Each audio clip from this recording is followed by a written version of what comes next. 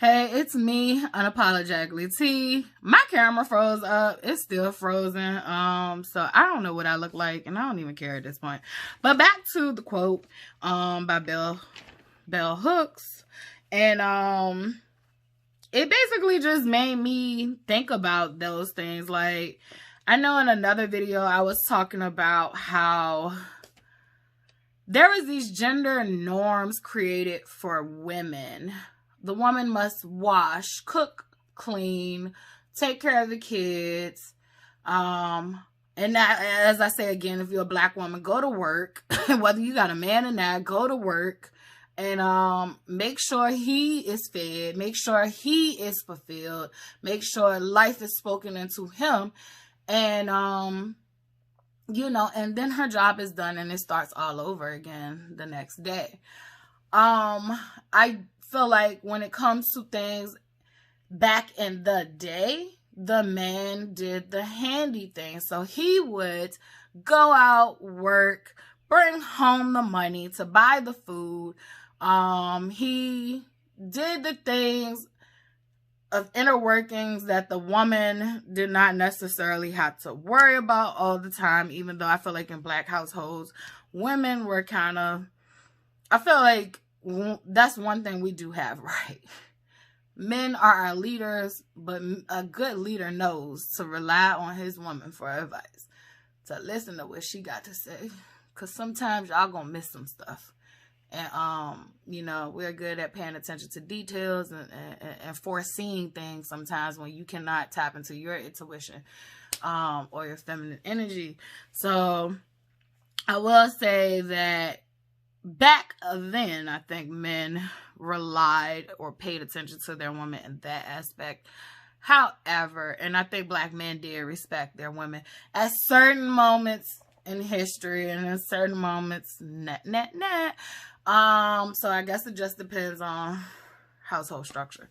But the man was supposed to do the handy stuff. He made sure if things broke, he'd fix it. And, he'd chop wood if he had to chop wood. And he'd do the brute things that, you wouldn't necessarily want your woman doing. I can almost see men saying that was an even exchange. I can almost see that as an even exchange. However, today, y'all are not your grandfathers. I want to make that clear. Y'all are not your grandfathers. Y'all are outsourcing the plumbing. Y'all are outsourcing the renovations in the house. You are outsourcing getting the car fixed. You are outsourcing so many fucking things, men. And, but yet, you want a counterpart that is going to cook, clean, take care of the kids. She can't outsource those things, because then she outsourced those things. She's not a good wife. But you're a good husband, and you can outsource those things. She's not a good wife. And we're in a time period where the woman is out here. Not only is the woman out here getting money, the woman is out here making, I ain't gonna even say on average, but in the household and the peoples that I've seen, because I'm gonna base this on my reality and my interactions. Doesn't mean that that's everybody's experience. All of our experiences are different, but the people that I see, the women are making more than the men. And so, but you still expect her to go out there, do the job that she does, come home, cook, clean, and you don't even want it to be 50-50. I mean, you want it to be 50-50. Back in the day, the man took care of everything financially. I said in the black household, women did get out there and work. It just, you had to. They wasn't paying you the same thing as they was paying everybody else. So, didn't have the luxury to function the way it's functioning. So, yeah, I feel like it's stupid. And then I hear that saying, well, what do you bring to the table? And it's like, nigga, I'm the table. I am the table. I am the foundation. I feel like if you have a good woman, you would know that. A good woman can turn nothing into something. And I think yes, it's good that men will want to know, you know, what can the woman bring to the table. But I think that that question is so self-absorbed, because if you're looking for a maid, just say you're looking for a maid. Because that's ultimately what you're reducing us to, a maid. A fucking maid. And I'm not saying that being a maid is bad. I know plenty of women that love to clean up, love to cook, and that's their jam. And I don't look at it, you know, I don't belittle it. I don't look at it as little because I have to do it. That's another thing I want to talk about is those are life skills. Literally, men who, you know, talk about the woman cooking and cleaning and all that stuff. Like, what would you do if she died? So if she died tomorrow, who gonna cook and clean for you? Who's going to wash your clothes?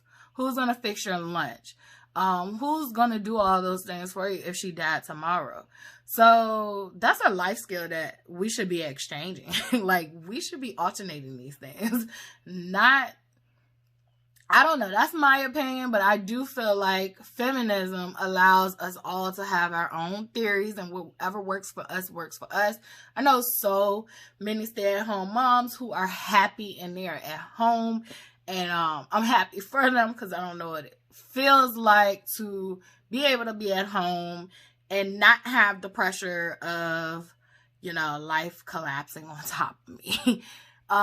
So, you know, I do feel like to each his own, but I do want to bring awareness to like cringe topics of what it is to be a woman. I feel like they're gross. Like, you have minimized me to a life skill that all of us should know how to do.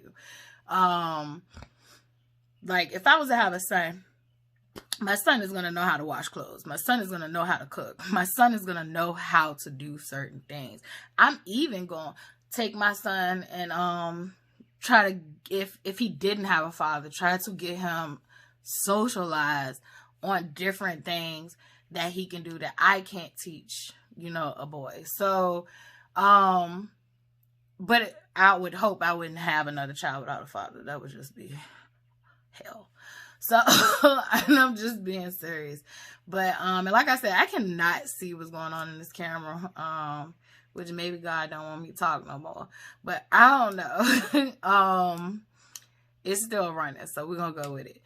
But I just feel like feminism for Black women is just complete different conversation about what feminism is to us compared to our white counterparts.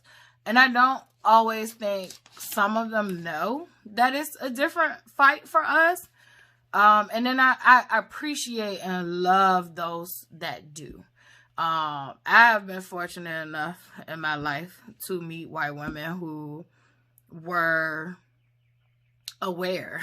They were conscious and aware that there's a big injustice, and they try to fight the powers that be and make a difference. I appreciate those white women. They are our allies, but there are so many other white women who, just like, you know, being Black, it's an uncomfortable conversation for them when we start to talk about our differences. Our differences with the fight of being Black women. I also think there's a sense of envy too. I think there's a sense of envy of our strength sometimes that I get from white women. And this is my opinion once again. And I'm going to say it, like, I don't care. It's my experience. And if anything, it's such a sad thing that happens when it does happen. But I find that white women sometimes are intimidated by strong Black women. And what they fail to realize is that, bitch, we don't want to be this strong. Like, you want to be this strong, but we don't want to be this strong. Like, we would much rather have, you know, a softer lifestyle. So yeah, I don't know. I think about that. I just find that weird. Like, they're just intimidated by our strength. I've met that before. I've met that so many times in the workplace. In the workplace. If you are a Black woman in the workplace, your worst enemy is an angry white woman who is intimidated by your strength, who is intimidated by your smile and happiness to be at that place. I've just walked into so many of them, and it's been in the professional world more than anywhere. I've also walked into the not so nice Black woman who wants to gatekeep and make sure you don't get on the top of her. I've met that Black woman, and I feel like that is not feminism on either side. Either side, that gatekeeping, that intimidation, that all that stuff, that got to go. It got to go for us to get somewhere. It's enough space for all of us to win. So let's stop trying to hold each other back, and let's stop being jealous or uncomfortable with each other. So, yeah. I think it was another quote too. I'm just gonna read some of these quotes. It was saying, as long as women are using class or race power to dominate other women, feminist sisterhood cannot be fully realized. And that's funny because I just was talking about that. So like, we can't achieve feminism if we are trying to pull each other down, no matter what the reasons are. Like, we just won't achieve it. It's just, women need to stick together. Women need to stick together, and we need men to fight for us too. That's how things can change. Cause it's funny because I keep saying these things, and then when I look at the paper, like, I'm talking about the same thing. So another one was, feminism is for everybody, and I just said that. Like, we can't win if we're, as women, competing against each other. Like, my biggest competition is me. It's not you. So we can't win if we're trying to pull each other down, if we're trying to gatekeep. And I also mentioned that we need men to participate in feminism. We sure do. We need your support. Because feminism helps everyone. Just imagine the saying, happy wife, happy life. If women were much happier in society, we would have more time to pour into others, to pour into ourselves, number one, to pour into ourselves, because we are already pouring into everybody else, but we would have so much more time to pour into ourselves, and then we could properly pour into others, pour into the men in our lives, pour into our children, pour into our friends, pour into each other. It would just be such a symbiotic place. Also, if feminism was done right, it would actually teach our boys who will grow up to be men how to treat women, how to view women. It is such a disservice going on right now about how boys are growing up and viewing women. We're doing a disservice to them with the music, the TV, just the culture, period, like, of what it is and how it is to view women. So I would say that it would just be a symbiotic thing. It would, if you value your women and treat your women equal and fair, it would be such a beautiful place. Do you know how beautiful it would be? I do. I envision it all the time. Here's another one. We knew that there could be no real sisterhood between white women and women of color if white women weren't able to divest of white supremacy. If feminist movement were not fundamentally anti-fascist. So this goes back to what I was talking about before, and it's funny. I see why I picked these quotes, because I did this like a couple of like last week, I think. So I just picked some bell hook quotes that I liked, and it's funny that when I was called to do this video, which it is really late, and I didn't think I was gonna do a video because my sister's birthday was technically yesterday, the 3rd, and I was just chilling, and she passed in 2020, so I just was chilling and, you know, reflecting on that. So I didn't even really think I had content to share, but out of nowhere someone's like, it's time to do that feminist video. And oh, I know what triggered it. Like, I was watching what is it, the Magical Society for Negroes, I think it was that. And God did it have some points in there. White people, go watch that. And black people, I encourage you to watch it as well, because when I say I could relate as a black person, I could relate. Growing up in a world where you're constantly trying to make white people feel comfortable, so that so that you don't,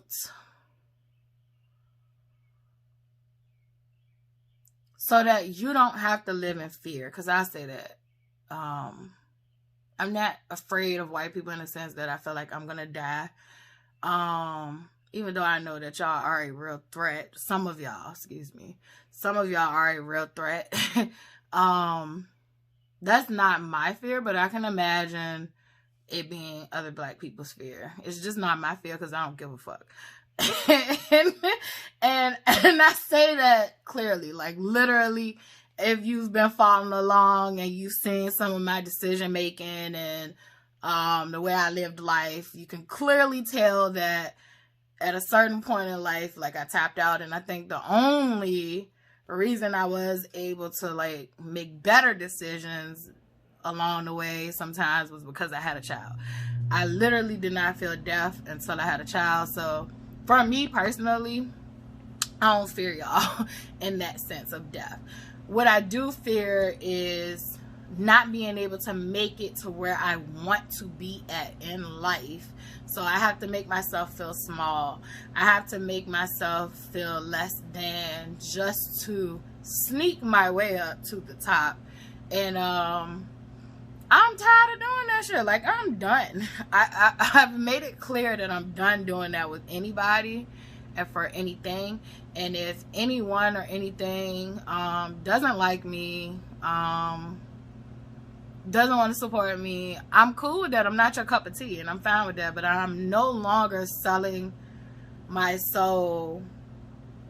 And when I say selling my soul, I feel like that's different for everybody. I feel like I have been not selling my soul, but I've been chipping away at my soul to appease other people. And white people, you are a part of that category.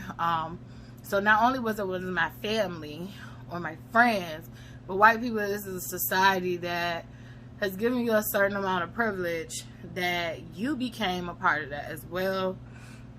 And that movie triggered that for me. And so I was like, not only am I having a black experience, and I say black experience, like, I am black to my core, I feel like.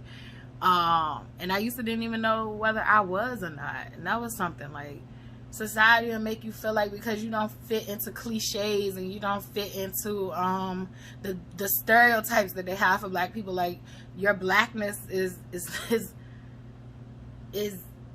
undefinable. Like, you gotta prove your blackness. Like, no, I'm not doing that no more. Like, I'm black, I'm hood, I'm educated, I'm so many fucking things. Like, it doesn't matter. But I realized watching that, like, not only am I having a black experience, I'm having a black experience as a woman. And I wanted to do the video on feminism. I hope this video finds whoever it needs to find, because I don't feel like it is scholarly. I don't feel like it is well put together. But it is my truth and it is my rawness. And I feel like feminism will never work between white women and black women, or white women and women of color, period. And I will say this too, because I'm not going to just call out white women. I'm going to call out all women. I feel like when it comes to black women, we get the bad, we get the worst rap of women. White women are desirable because they were white and they were forbidden and it's taboo. Then you have your other races where you have Asians and Hispanics and, you know, what other, you know, identifiers out there. They look at, society looks at you as exotic and, you know, you're this or you're that.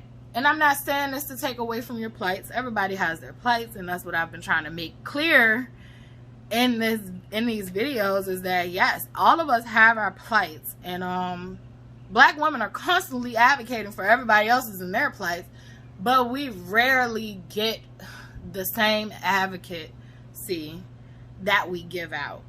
And so I want to say, like, I'm a black woman that stands with trans women. I'm a black woman that stands with white women. I'm a black woman that stands with Asian, Hispanic, whatever, Native, whatever you can think of. I stand with you. However, I don't always feel like I get that support in return. I don't always feel like it comes back to us as a whole. I feel like we're still singing our same songs and our same narratives, and you know, we're dying in the hospitals. We're viewed as, you know, sexual objects by the time we turn 10 or 12. Like, you know, society adultifies us as children. It's just like we are still singing the same tired song, and things are changing slowly but surely for others, but they're not changing at a good enough rate for me as a black woman. And I feel like until women of any color start to look at our patriarchal white supremacy society and actually know that they're to blame, we're not gonna get anywhere far.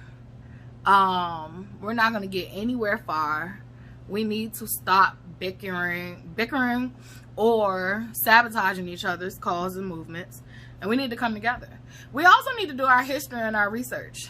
A lot of people who are fighting for the feminist cause or claim they are hasn't picked up a book a day in their life, and it shows. Because if you have, then you would know that, you know, the plights and the worries of different racial groups and gender groups are different.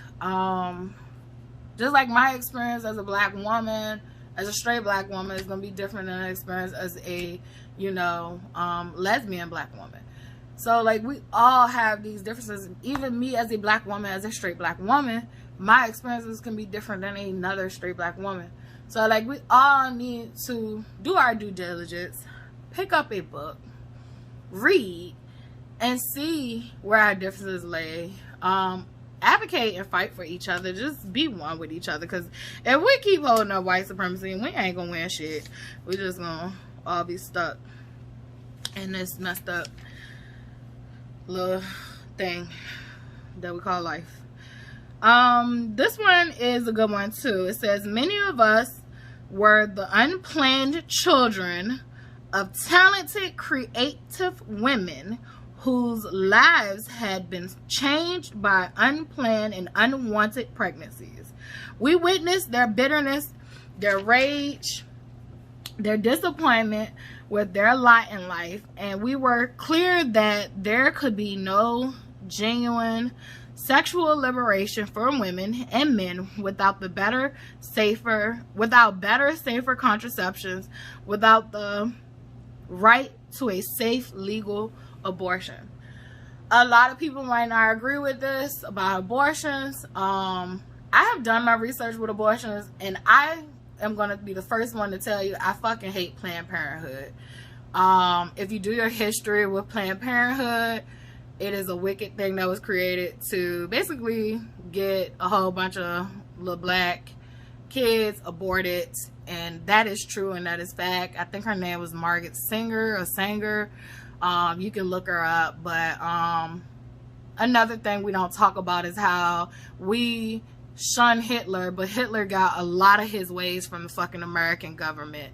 And I'm just gonna say that, and I did drop that down there, and I don't really care at this point.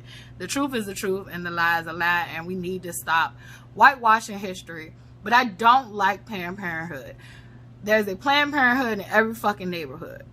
However, even though I do not agree with Planned Parenthood, I do agree with abortions, and I do think we need to restructure abortions. I think abortion should be someone's choice. If they decide to do that, they have to, deal with God, whoever their higher power is, and that's their choice. I do think abortion should come with counseling, just like I think miscarriages should. I think miscarriages and abortion should come with counseling, like some aftercare, because I definitely carried my stuff on from the age of 16 up to now. I do think that is something that should be kind of revamped and restructured. I do think there should be more education classes given to girls that are sexually active, about contraceptives, about different things. I feel like it is such a disservice to force women to have children that they're not ready to have. We watch a lot of women, whether you pay attention to that, it's been a high rise in women killing their children. Their children that they've had. I don't know if this video is going to get flagged. If it does, it does. But I can only speak my truth. But yeah, I think that it would be a disservice to do that. So I think choice. I always say, like, I'm neither extreme. I'm kind of like in the middle. Like, it's like morality wise, I feel like it's a no for me. However, this is not about my morals, because that's my morals and beliefs are for me. It's not for the next person. It's for me. So when I think about what's best for society, I think it is a woman's right to choose. It is her body, her choice. So that's just where I land with that. It is her autonomy. You do not get to tell her what to do with it. And it goes with sexuality as well. Just the same way you want to teach men to be free, allow women to be free too. That's just my take on things, because let's just be honest. In order for men to be free, women have had to be free sexually in order for men to have someone else to mess with. So the logic don't be logicking. And then you'll lay up with a girl or woman, and then you'll call her a hoe, you'll call her this, but you just laid up with her. Like, do you not understand the energy you done just transferred? Do you not just understand how intimate of an act you just did? Whether you understand it or not, maybe you need to be taught to understand how important and how, what sex is. And I don't think it's being taught no more. I think parents are just sending these children out here in the world, just telling your daughters to be, this and that, but you're not telling the boys. And the boys got to be doing it with somebody to be sexually free the way they are. So how can you shun a woman for being a whore if you're going to sleep with her? Then you are one too. So that's how I look at it.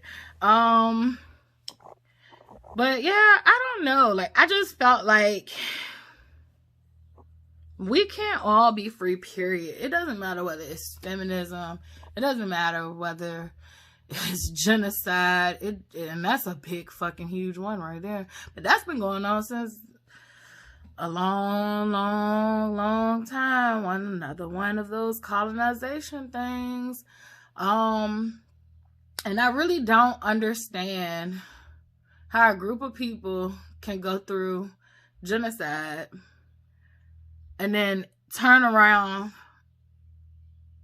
and do genocide all over again. Like, I thought that was the whole reason not to forget. I thought that was a whole reason to never forget what happened. So, I don't know. Like, when I think about feminism, I think about freedom. I think about humanity. I think about we cannot all be free until we're all free. Like, we just completely can't. We can't be free until we're all free. And I do think there should be rules. I would say I think there should be limitations to things, but at the same token, I think that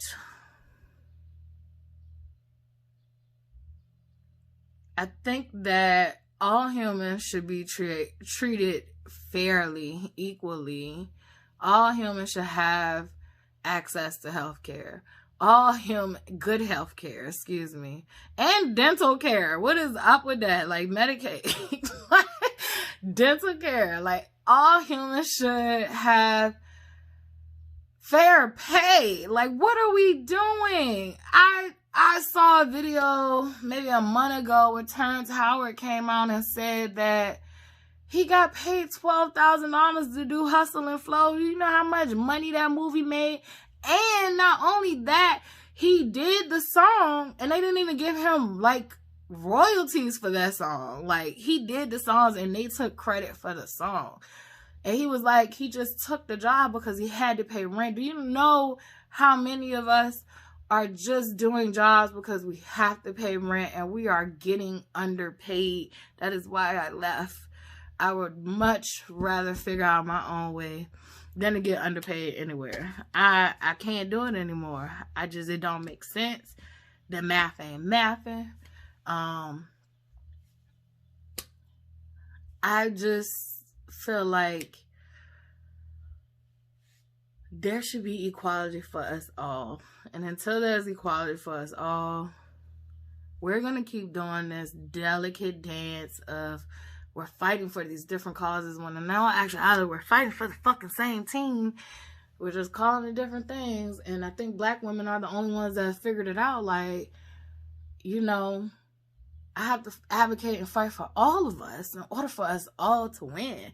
But I don't feel like everybody else is figuring it out with us. Like, it's like we want to do it for y'all and with y'all, but everybody else want to do it for themselves, for them complete selves. And it's like, we're not doing that. So, I don't know. My question to black women is, should we finally just worry about ourselves and advocate for equality for ourselves? Which I truly, honestly don't think it's the answer. Because we're not free until we're all free. And that's just the basics. That make me think about, what is it? Audre Lorde? I think that's her name. But yeah, we gotta do better. We gotta come together. Black women are already fighting for everybody else. We just waiting for y'all to come. So, I don't know. I do want to question black women. Black women, should we continue to fight for everybody else's cause, or should we just focus on ourselves? And like I said before, I feel like we should be focusing on the whole thing. However, if we are, we're going to need some reciprocity. And for everybody else to come together when it's time to advocate for us. Because we advocate for everybody else. We accept everybody else on average. So, yeah. Welcome to the land of the free, where you're not actually free. But I am. So, I encourage you to be. But, I don't know. I'm doing this video and I hope to put out something else again.